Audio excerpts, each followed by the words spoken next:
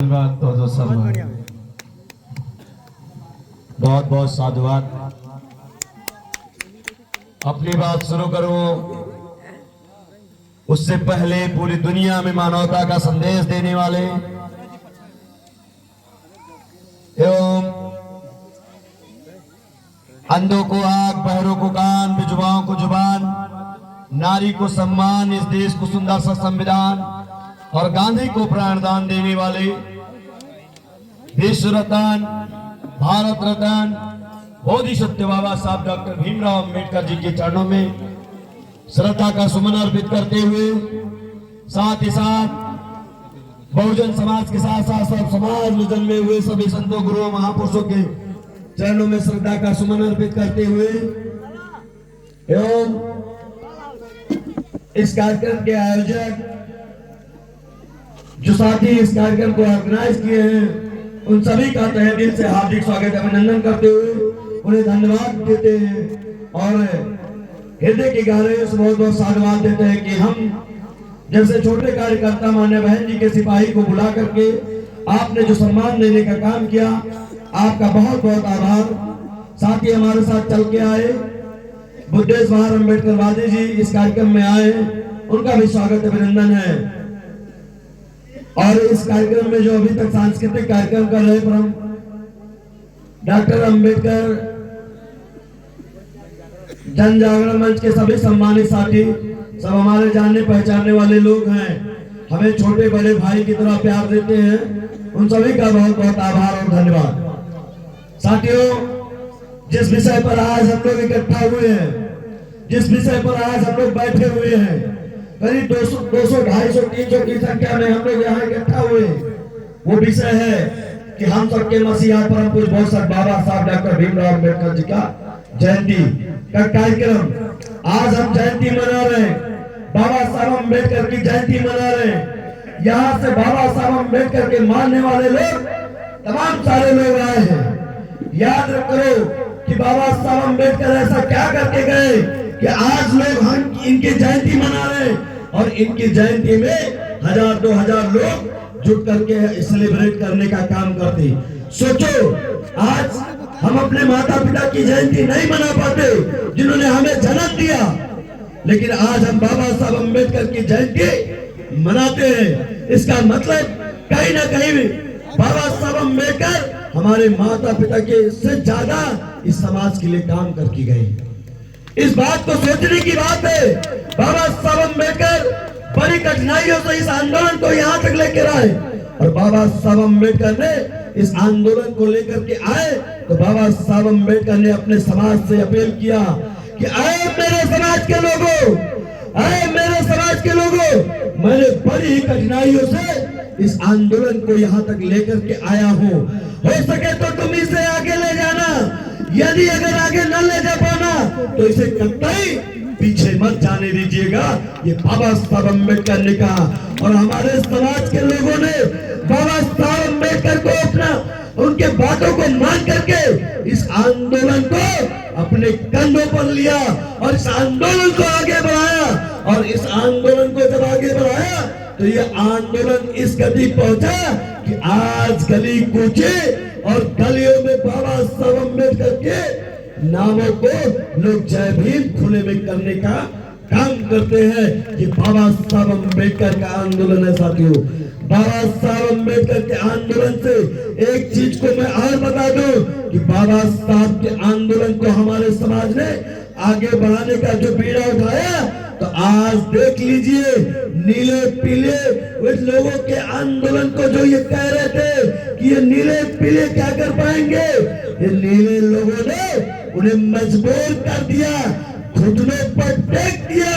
वो अपने भगवा को हटा करके और अपने लाल कलर को हटा करके इसी को 14 अप्रैल में नीला ओढ़ने का काम किया। साथियों, ये हमारी और आपकी जीत है, ये आंदोलन की जीत है, ये बाबा साहब अम्बेडकर के मिशन मूवमेंट की जीत है, ये हमारे और आपके संघर्षों की जीत है। साथियों, इसलिए मैं आप सबसे निवेदन करने आया हूँ, इस बात को कहने आया हूँ कि अगर चाहते हो इसी तरह से कि आगे इस मिशन मूवमेंट को आगे बढ़ाया जाए तो खाओ कसम कि बाबा साहब अम्बेडकर जी इस आंदोलन को कतई हम लोग पीछे नहीं जाने देंगे।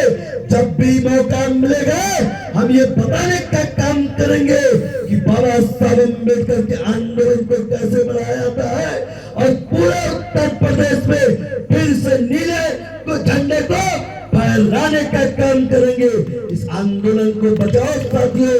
और तमाम सारे जो नकली लोग हैं, जो जयचंद लोग हैं, जो प्यारे मोहन लोग हैं, उनसे हमें सावधान रहने की जरूरत है।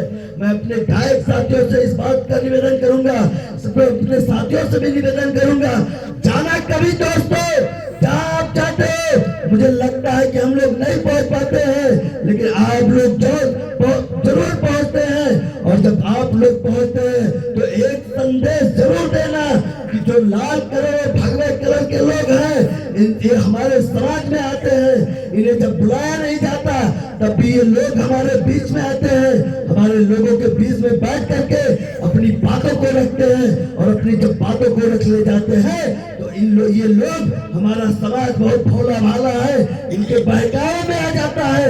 और इनके बहकावे में आने से हमारा मूवमेंट कमजोर पड़ जाता है। अरे मेरे समाज के लोगों, इनके बहकावे में मत आना, तभी तुम इनके बहकावे में आ जाओगे, ये मूवमेंट कमजोर पड़ जाएगा। इस मूवमेंट को कमजोर नहीं होने देना है, तो हमें आगे बढ़ना है। इसलिए मैं आप सबसे निवेदन करूंगा कि बाबा साहब अम्बेडकर के आंदोलन को जिन्होंने आगे बढ़ाया है, उनके कदम से कदम मिला करके इस आंदोलन को सफल बनाना है। और लास्ट में एक बात कह करके मैं अपनी बात समाप्त कर दूंगा, क्योंकि हमारे साथी लगे हैं, इनको कार्यक्रम भी करना है, आपको अच्छी बातें बताना है। मैं और एक चीज कहना चाहता हूँ कि आंदोलन में जब आप लोग हिस्सा लिए हैं, छोटे छोटे बच्चे बैठे हैं, जब ये जय भीम करते हैं तो ये मान लीजिए कि आंदोलन गति पर है। आप लोगों जो यहाँ बैठे हुए हैं, मैं आप सबसे अपनी बात को खत्म करने का प्रयास करूंगा, एक बात कह करके कि आप लोग भी चाहते हैं कि पूरे उत्तर प्रदेश में को बौद्धमय बनाया जाए।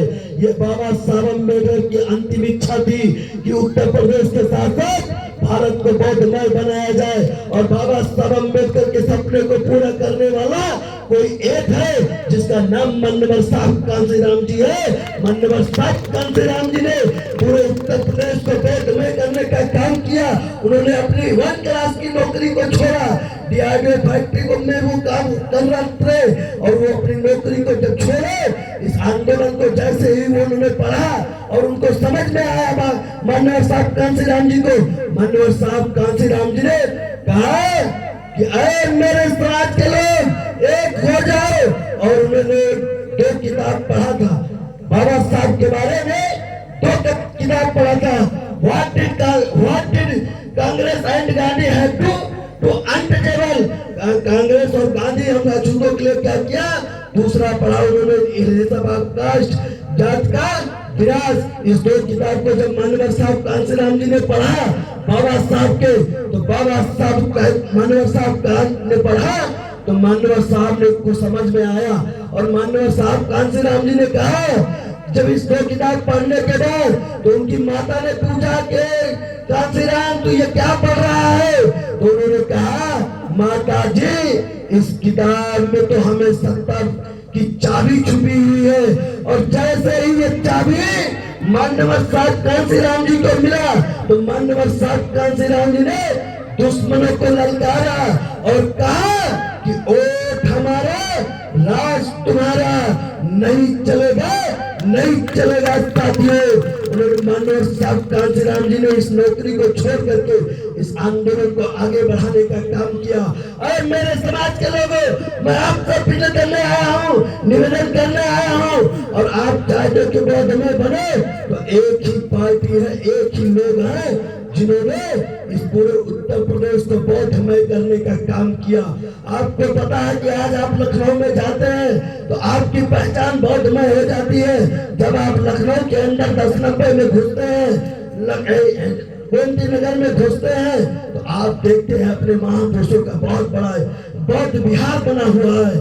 उसके आगे जेल रोड पर जाते हैं, इको गार्डन अम्बेडकर माननीय साहब कांशीराम जी के नाम से मिलेगा। शहीद पद पे आप जब जाते हैं तो रमाबाई अंबेडकर मैदान मिलता है। इससे ये साबित होता है कि किसी ने हमारे प्रति कोई काम किया ईमानदारी से तो हमारी नेता मान्य बहन जी ने किया। इसलिए हमें साथ देने की जरूरत है, शक्ति को पहचानने की जरूरत है, आगे उत्तर प्रदेश को बौद्ध में बनाने की जरूरत है। इन सभी बातों के साथ साथ मैं अपनी बात को विराम देता हूँ। यदि मेरी बातों से कोई असंतुष्ट होना तो मुझे धीरे से बता देना कि आपने ऐसा गलत कर दिया, आपने ये गलत कहा है, तो मैं आपकी बातों को भी सम्मान करूंगा। इन्हीं सब बातों के साथ मैं अपनी बात को विराम देता हूँ। जय भीम, जय सात, नमस्कार। Hello hello